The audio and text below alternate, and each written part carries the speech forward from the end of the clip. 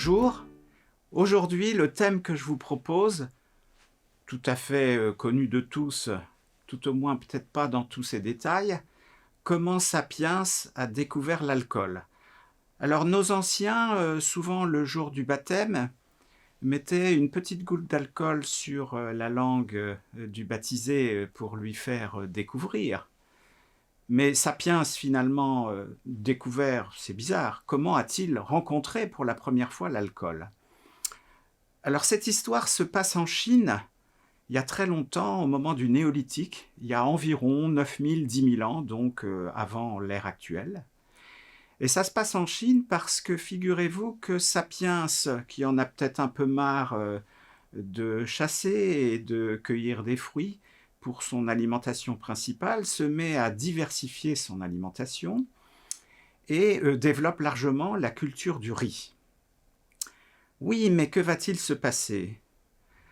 Le riz est stocké dans des grandes jarres en terre cuite et dans le fond de ces jarres, il va commencer à fermenter puisque de l'humidité va s'y accumuler et petit à petit, cette fermentation va faire apparaître évidemment de l'alcool.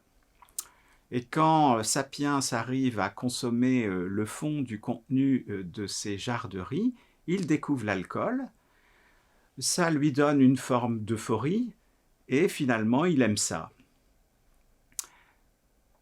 La problématique, c'est qu'au fur et à mesure, pendant des siècles, de consommer cet alcool, qu'est-ce qui se passe dans le génome de Sapiens, dans son ADN ? Eh bien, l'alcool est un toxique. Donc, le génome de Sapiens va inventer une mutation pour essayer de mieux se défendre contre l'alcool. Cette mutation va activer un gène, qui est l'alcool déshydrogénase, qui va transformer en quelque sorte l'alcool en acétaldéhyde. Le problème, c'est que l'acétaldéhyde, eh bien, ça fait gerber et ça donne des malaises. Donc, Sapiens de Chine, et là on est surtout en Chine du Nord, eh bien, ne supporte plus l'alcool.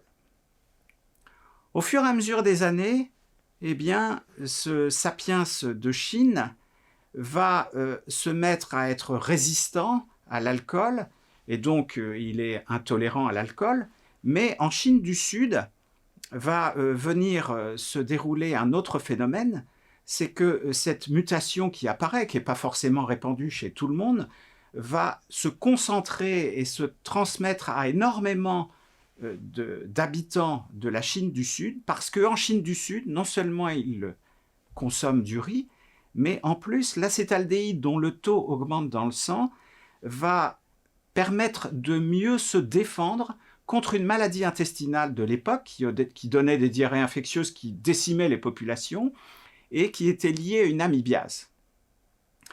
Je vous rassure, le monde entier n'a pas acquis ce variant génétique. Ici, ce n'est pas un variant anglais, c'est un variant chinois, ce variant génétique de résistance à l'alcool, mais on le retrouve chez 60% des Chinois, chez 15% des Tibétains qui n'utilisaient pas couramment la culture du riz, et uniquement chez 2% des Européens.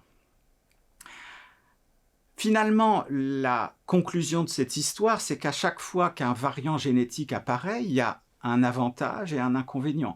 L'avantage de jadis, ça permettait à ces Chinois de mieux résister à une maladie intestinale, et l'inconvénient, eh bien, c'est le fait qu'ils sont intolérants à l'alcool, qui sous-tend un petit avantage, c'est qu'ils ne deviennent pas addicts à l'alcool, puisque le taux d'éthanol dans le sang baisse très vite.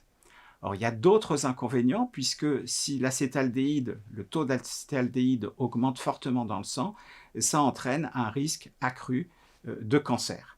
Rassurez-vous, les Bretons, les Anglais, les Français continuent à boire de l'alcool et n'ont pas tous largement ce variant de résistance, donc sont beaucoup moins incommodés et peuvent continuer à consommer avec modération.